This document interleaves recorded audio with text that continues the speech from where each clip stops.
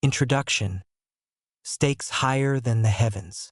The roar of engines, the biting cold of the English air, and the gnawing fear in the pit of one's stomach. This was the brutal reality faced by bomber crews during World War II. Every mission was a roll of the dice, a dance with death in the skies over enemy territory. The odds were stacked against them. A grim reaper with a keen eye for metal birds and the young men inside them. In this crucible of conflict, one aircraft, the Memphis Belle, emerged as an anomaly, a testament to resilience against overwhelming adversity. This introduction plunges the reader into the heart of this desperate struggle, setting the stage for the central enigma. How did the Memphis Belle defy the horrifying statistics and become an exception to the rule? The statistics of survival painted a bleak picture, one that underscored the sheer impossibility of what the Memphis Belle and its crew achieved. It was a sobering fact that only 1 in 4 bomber crews completed the formidable quota of 25 missions. This wasn't just a number. It represented countless young lives lost, dreams shattered, and families forever altered. Each takeoff was a gamble, a flight into the unknown where the chances of return diminished with every passing mile. Imagine a frigid morning on an airfield in England, the kind of morning that steals the warmth from your bones and leaves your breath hanging in the air like ghostly whispers. 10 young men, clad in their heavy flight jackets, huddle together, sharing a final cigarette before the impending mission.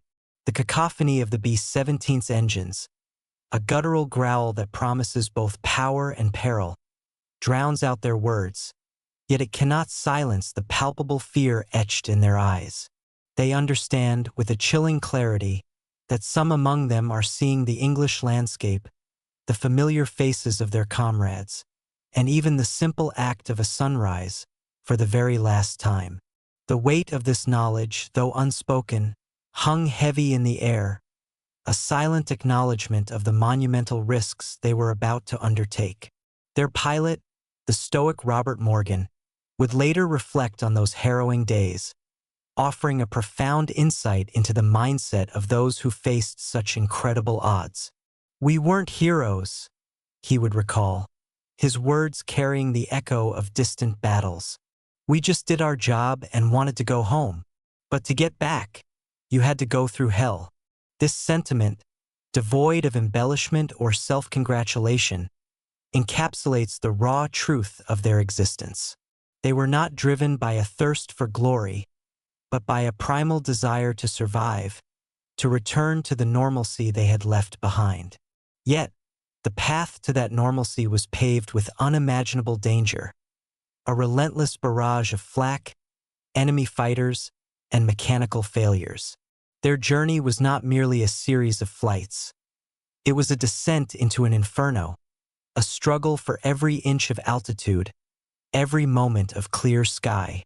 The story of the Memphis Belle is, at its core, the story of ordinary men thrust into extraordinary circumstances, who, against all rational expectation, emerged from the heart of that hell. Chapter 1. A Name for a Beautiful Lady. The Birth of the Belle.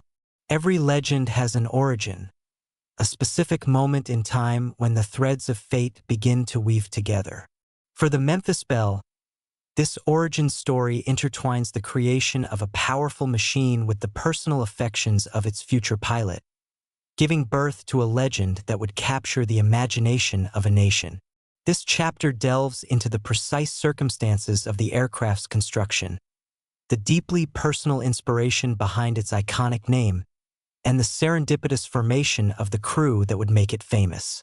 It's a narrative that illustrates how a collection of metal, wires, and human ambition transformed into a cohesive entity, a true synergy of man and machine. The genesis of this storied bomber can be pinpointed to the end of 1942.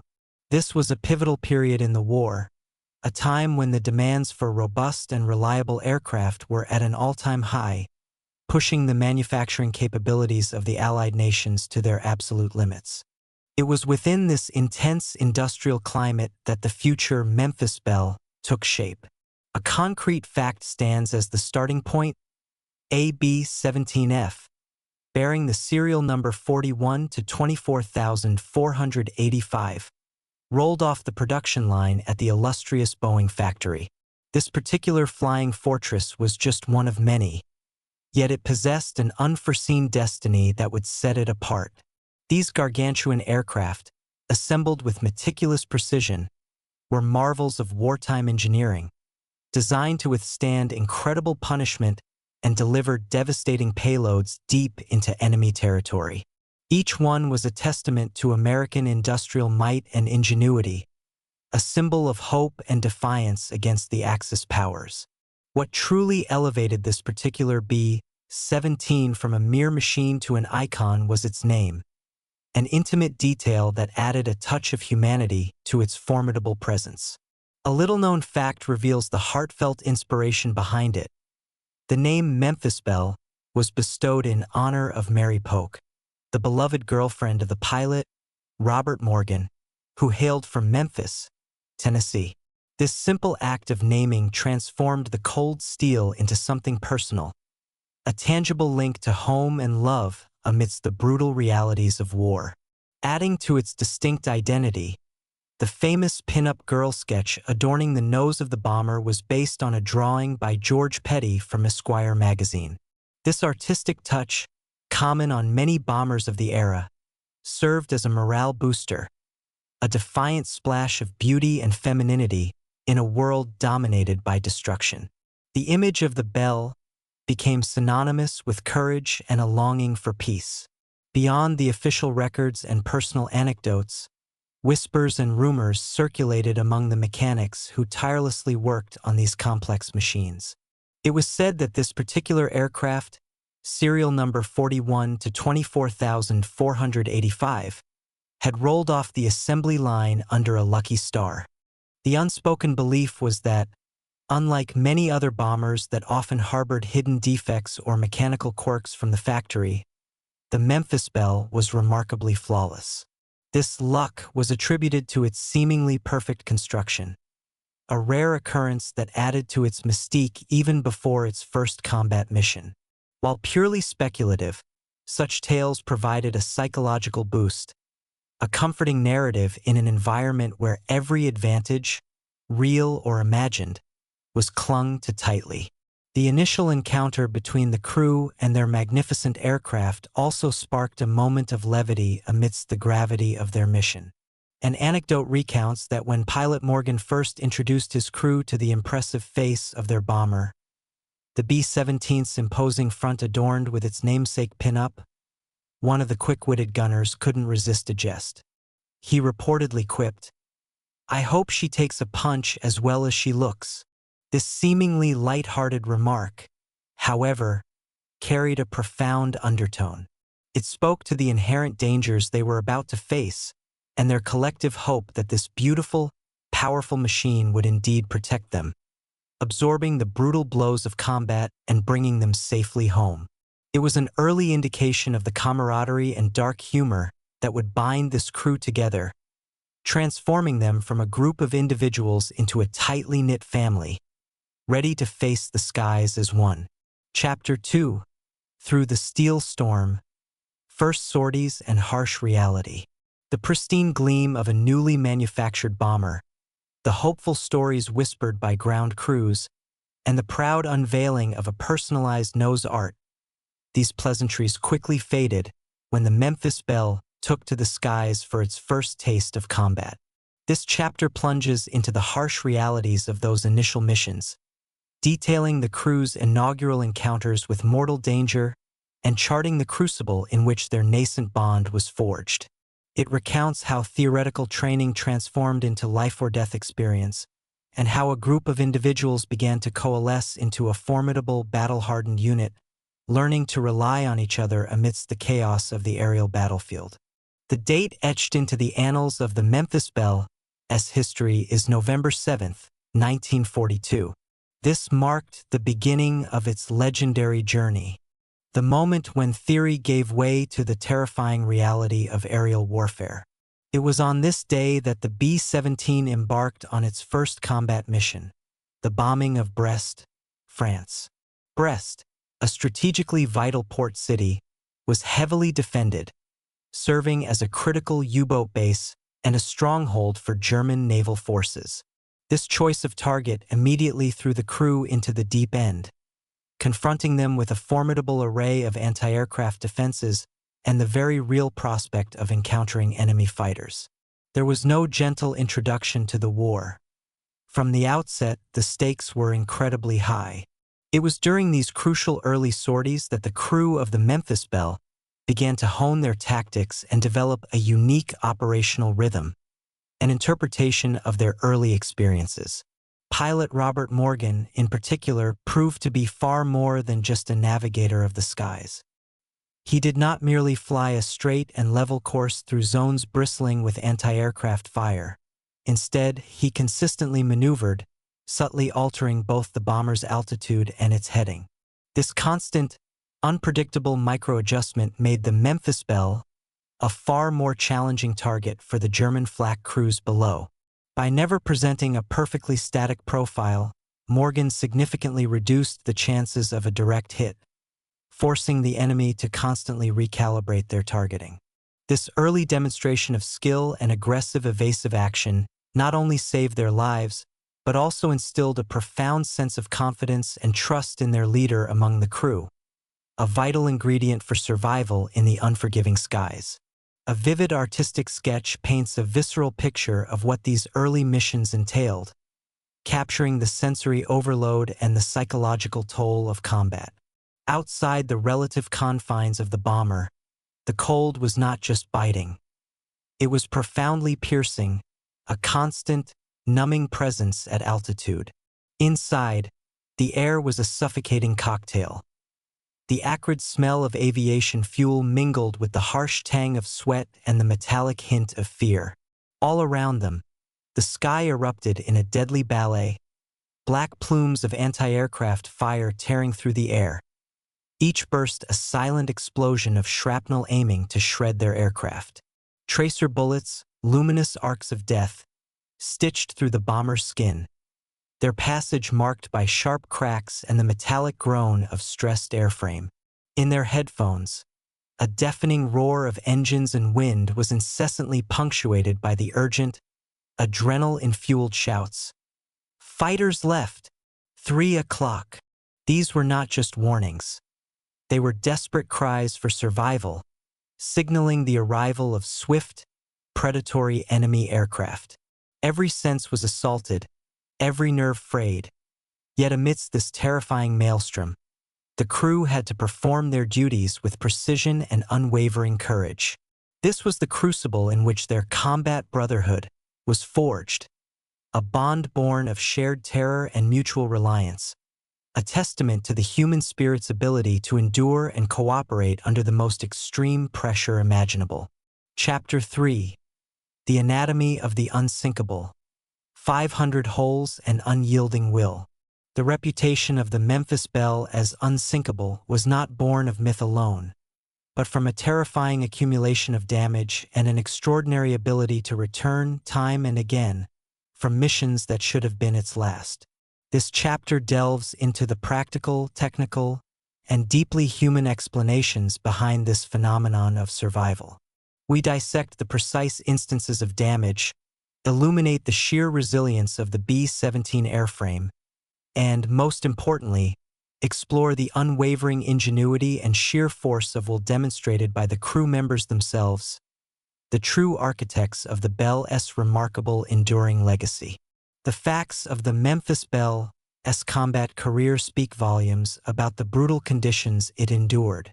Over the course of its 25 perilous missions, the bomber suffered an incredible amount of punishment. Records indicate that 8 engines were put out of commission at various points, forcing critical repairs or even daring in-flight adjustments.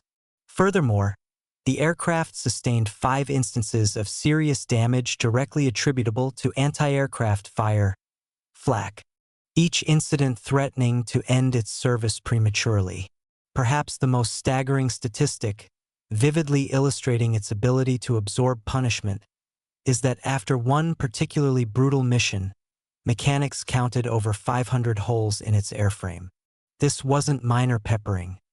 It was a testament to the B-17's legendary durability and the sheer volume of enemy fire it navigated. On another harrowing occasion, the tail section was so severely damaged it was almost completely torn off, leaving the aircraft precariously balanced and requiring immense skill from the pilot to bring it home. These weren't isolated incidents, but a consistent pattern of extreme adversity that the Memphis Belle somehow managed to overcome. Beyond the structural resilience of the B-17, the human element played an equally, if not more, critical role in the Belle's survival. A little-known fact highlights the incredible resourcefulness of the crew. Its members were veritable jacks of all trades, capable of extraordinary feats under pressure. The flight engineer, Vance, famously climbed out onto the wing during a flight to secure a damaged engine and prevent a fire. This was not a procedure found in any manual. It was an act of pure desperation and courage, executed at high altitude, in freezing temperatures, with the constant threat of falling to his death. Such actions underscore the exceptional skill, bravery, and improvisational genius that defined the Memphis Belle crew. Amidst the constant tension and danger, a remarkable rumor circulated, adding a touch of defiant whimsy to their grim reality. It was whispered that the Memphis Belle's radio operator possessed a lucky frequency. On this particular frequency, he was said to occasionally pick up music from the United States, a faint but unmistakable echo of home. He would then ingeniously broadcast this music to the rest of the crew via the internal communication system, providing a momentary, precious reprieve from the stress and fear. This unverified tale speaks to the vital importance of morale in prolonged combat and the simple, yet profound, power of a familiar melody to lift spirits and remind them of what they were fighting for. The mindset of the crew, hardened by repeated exposure to death, was perhaps best encapsulated by a profound quote from the bomber navigator. He articulated a perspective forged in the crucible of constant threat. "We didn't pray not to be hit. We prayed to make it to the English Channel if we were hit." This statement reveals a brutal realism. They understood that being hit was an almost inevitable part of their job. Their prayers were not for invulnerability, but for a fighting chance, for the critical distance needed to ditch in friendly waters or make it back to home soil, even in a crippled state. It speaks to an unyielding will to survive, a pragmatic acceptance of danger, and a focus on the achievable goal. Making it home, against all odds, one desperate flight at a time. The Memphis Belle was unsinkable not because it avoided damage, but because its crew and the aircraft itself refused to be defeated by it. Chapter 4: The Final Tour, the 25th Mission and the long-awaited finish. Every journey, no matter how perilous, eventually reaches its destination. For the Memphis Belle and its battle-weary crew, the culmination of their harrowing combat tour was the 25th mission, a milestone that loomed large with both hope and dread. This chapter marks the dramatic climax of their operational journey, detailing the specifics of that final, fateful flight, a mission that proved to be one of the most dangerous, testing their resolve and the bombers' endurance one last time before the promise of home. The significant date that brought their extraordinary combat career to its dramatic close was May 19, 1943. This day was etched into the minds of every crew member as the threshold between a continued existence in the deadly skies of Europe and a glorious return to the relative safety of the United States. It was the day they would either cement their legend or perish in the attempt, just shy of their hard-won goal. Their final mission was strategically chosen for its undeniable importance and, consequently, its inherent danger: the bombing of the naval base in Kiel, Germany. Kiel was not just any target. It was one of Germany's most heavily fortified strongholds, bristling with an incredibly powerful anti-aircraft defense system. This meant that the Memphis Belle and its accompanying bombers would be flying directly into a maelstrom of flak, facing a concentrated and lethal response from the ground. The choice of such a heavily defended target for their final mission underscores the relentless demands of the war effort, leaving no room for sentimental concessions, even for a crew on the cusp of completing their tour. For the crew, this 25th mission transcended mere tactical objectives. It was an intensely personal ordeal. An interpretation of their state of mind reveals the immense psychological pressure they faced. For the crew, this was the longest day. Every minute seemed stretched, every second fraught with an almost unbearable tension. Each man knew, with agonizing clarity, that they were but one step away from achieving their coveted goal, the completion of their tour and the ticket home. The thought of succumbing to enemy fire on this, their very last operational flight, was not merely a fear. It was an unbearable, almost unthinkable prospect. The weight of 24 successful, harrowing missions pressed down on them, amplifying the stakes of this final, desperate gambit. The desire to simply survive this last test, to cross that invisible finish line, consumed their every waking thought. The moment of their return, a vivid artistic sketch, captures the raw emotion and sheer relief that erupted on the English airfield. When the Belle, riddled with shrapnel and bearing the scars of its final battle, finally touched its landing gear to the runway at Bassingbourn, a profound silence initially fell over the airfield. It was a silence born of collective breath-holding, a moment of disbelief and overwhelming relief. Then, as the reality sank in, the stillness shattered into deafening cheers and shouts. 10 men, not just a crew but a band of brothers, tumbled out of the hatches, their faces streaked with grime and tears. They kissed the ground, a primal gesture of gratitude and survival, and embraced each other, unable to contain the torrent of pent-up emotion. They had done it. They had defied the odds, stared death in the face 25 times, and emerged victorious. This triumphant return was more than just the end of a combat tour. It was a profound testament to their courage, skill, and an almost miraculous streak of good fortune, sealing their legacy as true heroes. Chapter 5. The Return of Heroes, a tour across America. Having conquered the skies of Europe and defied the grim statistics of war, the Memphis Belle and its legendary crew were not destined for quiet obscurity. Instead, their return marked the beginning of a new chapter, one that saw them transformed from combatants into symbols. This chapter chronicles their post-combat journey, detailing how the aircraft and its men became powerful emblems of hope, courage, and sacrifice, utilized by the American government to rally support and galvanize the war effort on the home front. The immediate aftermath of their 25th mission saw the Memphis Belle achieve a unique and celebrated status. It became a significant fact that the Memphis Belle was the very first B-17 to successfully complete 25 combat missions and, crucially, to return with its entire crew intact to the United States. This achievement was unprecedented, a beacon of success in a war often characterized by immense losses and grim news. This distinction immediately elevated them to a celebrity status, making them invaluable assets for the morale-building and propaganda efforts orchestrated by the War Department. Their return home was not to be a period of rest, but rather a nationwide tour. A little-known fact highlights the intensity of their new role. During this tour, aimed at selling war bonds, the aircraft and its crew visited an astonishing 31 cities across the country. They were dispatched on a mission to bring the reality and heroism of the European air war directly to the American public. In every city, they were met with rapturous crowds, parades, and an outpouring of patriotic fervor. They weren't just soldiers. They were, in essence, the rock stars of their time. Their presence, along with the visible scars on the Memphis Belle itself, served as a potent, tangible connection between the fighting overseas and the sacrifices being made at home.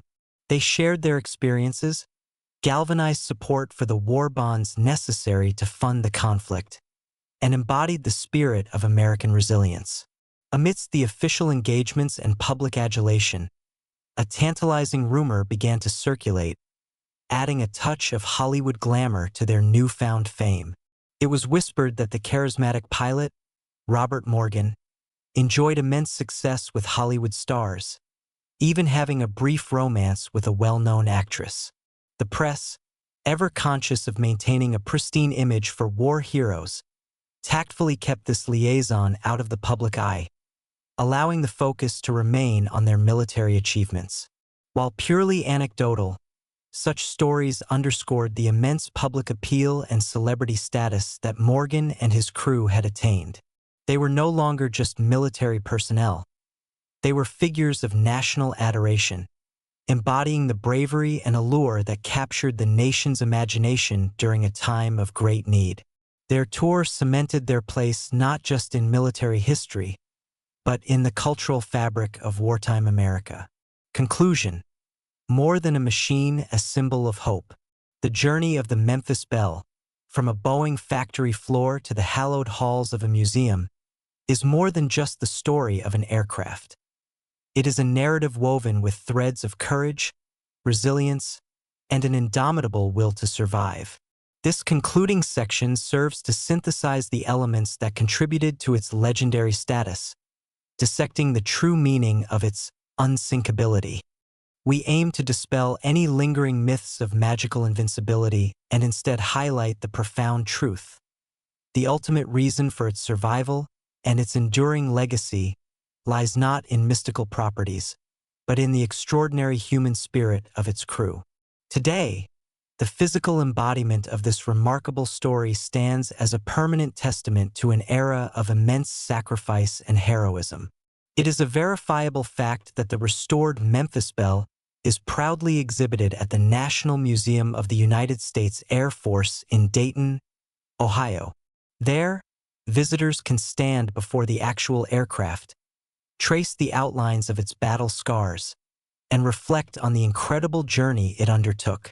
Its presence in a museum ensures that its story, and the stories of the 10 young men who flew it, will continue to inspire future generations, reminding them of the price of freedom and the power of human endurance.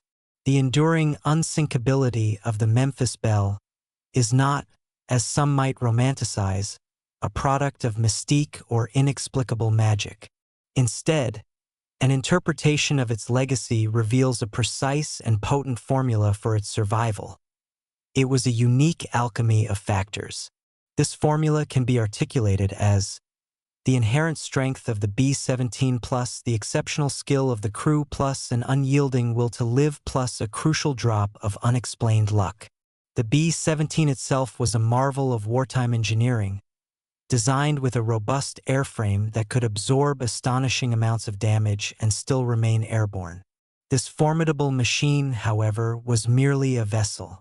It was the unparalleled skill of its crew, their precision flying, their rapid problem-solving under fire, and their unwavering teamwork that truly made the difference. Add to this their sheer will to survive, a primal drive that fueled their every action and decision, pushing them beyond their limits. And finally, one cannot discount that elusive, critical drop of unexplained luck, that unpredictable element that often tips the scales in the favor of those who have prepared and fought with everything they have.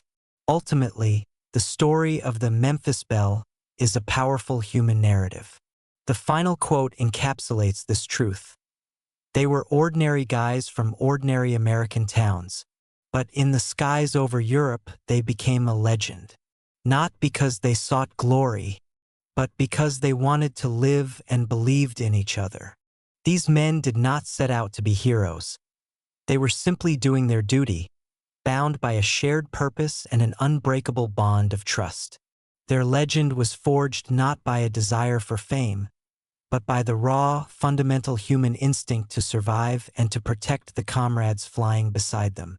Their unwavering belief in one another, their collective determination, and their ability to function as a unified force against overwhelming odds allowed them to challenge and ultimately defy the grim statistics of war. The Memphis Belle stands not just as a testament to a formidable machine, but as an eternal symbol of what 10 ordinary individuals, united by extraordinary circumstances, can achieve when they believe in themselves and, most importantly, in each other.